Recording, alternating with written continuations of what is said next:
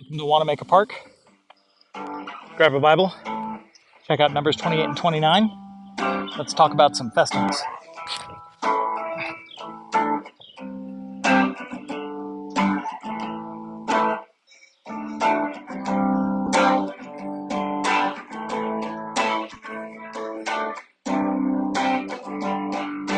Numbers 28 and 29 walk us through a description of various food offerings to the Lord.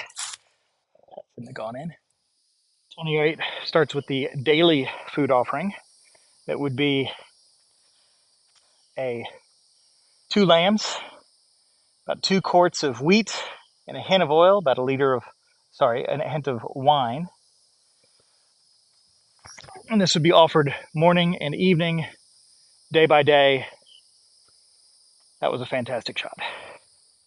I believe that shot alone earns the stripe a place in my bag forever.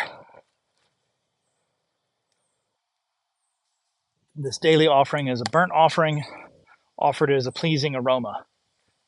We're reminded from the Psalms that we know the Lord doesn't need food from people. This is a reminder that we have to come to God on His own terms and that it's costly. The next little chunk tells us that on the Sabbath, in addition to the 2 lambs, we're adding 2 more with more offering of flour and wine. That was not the intended line, but I'll take it. Next up, we start getting holy day offerings, starting with an offering at New Year. Verse 11 breaks down this new pattern.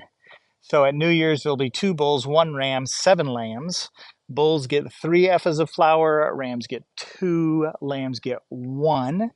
And then bulls get half a hin of wine, rams a third, lambs a quarter. This is the pattern that's going to be repeated on a lot of their holy days. So New Year's, you get this burnt offering. Oh, no. Tree hits. Nope. That's terrible. Let's try a different one. We're out here to have fun, right?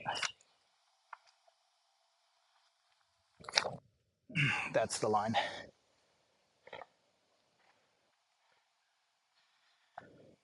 Nice explorer. This starts at the beginning of their new year. It's actually a monthly sacrifice, and it also includes at the end a male goat as a sin offering.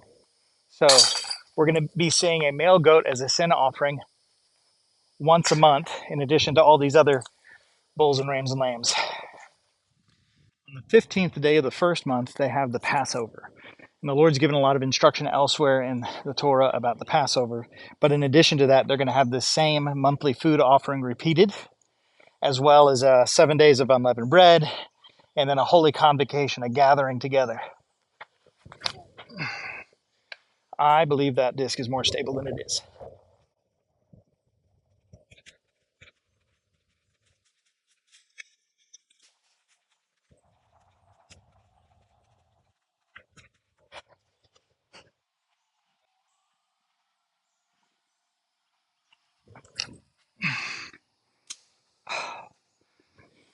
We now see that when the first fruits come in, they have another convocation and another repeat of the monthly sacrifice.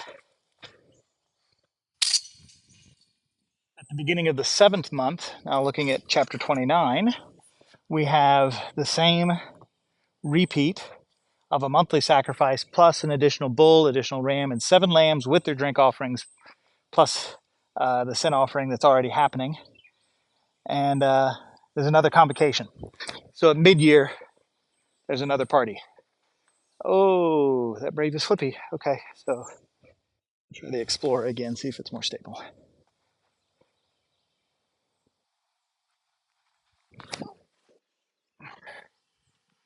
It is more stable. The deer there watching me. We'll see if they put up with my putting.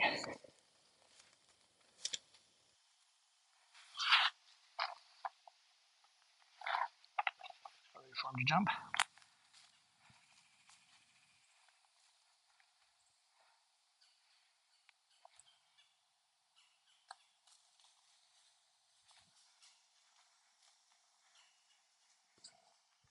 Young buck Young doe. Oh, the 2 bucks. 2 young bucks. Oh, there's a doe back there too.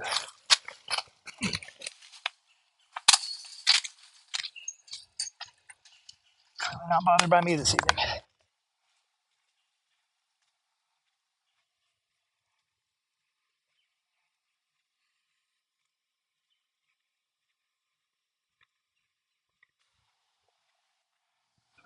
All 16's a par 4.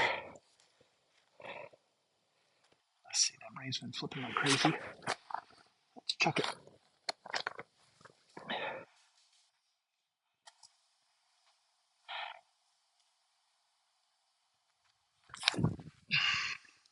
They don't track the discs. That's interesting. Heard the noise, but they don't have a category for stuff flying at their head. Let's try the bolt.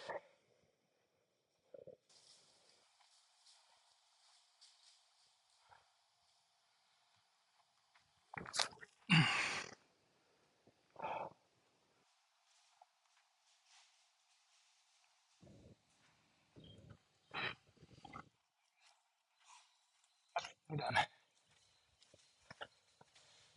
Where do you go?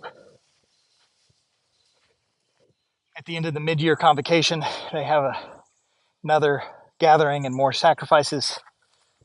Bulls, rams, lambs, sin offering for the goat, all the flour and drink offerings that go with them. The 15th day of the 7th month, they start a new process. It's the Feast of Weeks, and the sacrifices go up. The first day starts with 14 bulls, rams, 14 lambs, bunch of offerings. And then it continues for 7 days after that. From this point, they move on down. The number of goats, rams, lambs all continue the same, plus the daily sin offering. And the bulls count down from 13, 12, 11, 10, 9, 8, 7 bulls. And then they have a holy convocation at the end of the week.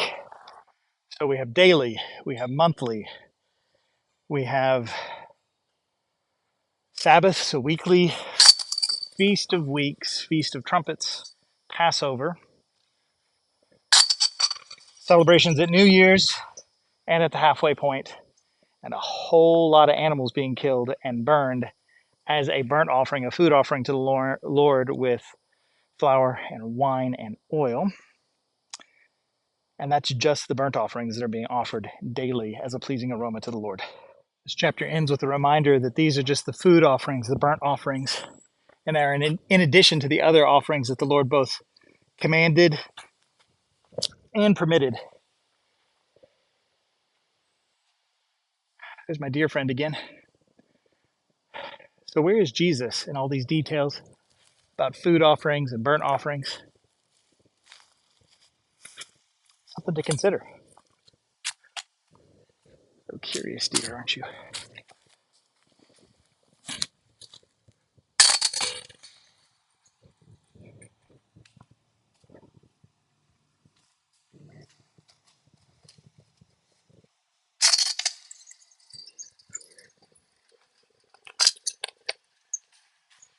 So the first thing is that these passages do not tell us that God needs food. From creation through the Psalms, it's clear that the Lord is not fed by human hands, as though he needs us. So it's not for us, or for him, it's for us. Your friend again is up there. Rather, these promises are meant to indicate that we sin every day and that we need to be covered every day. And so the sacrifices were every day. Yet the author of Hebrews in Psalm 40 also tell us that the Lord was never pleased with the blood of bulls and rams and lambs, but rather they all pointed forward to the sacrifice of Jesus. Additionally, as we honor Christ and hope in him, 1 Corinthians tells us that rather than the pleasing aroma being burnt offerings, which had actually been rather revolting, a reminder of our sin, we ourselves become the aroma of life to those who are being redeemed and the aroma of death to those who are perishing. Let's praise the Lord today. We don't have to offer all the burnt offerings and food offerings. Continuously remind us of our need. Or rather, we can look to Christ and see our need. Christ who gave his life for us. Christ who is our great hope. Christ who makes us an aroma, a pleasing aroma to the Lord on our behalf. He makes us that aroma to those around us. Glorify the Lord today. I'll see you next time.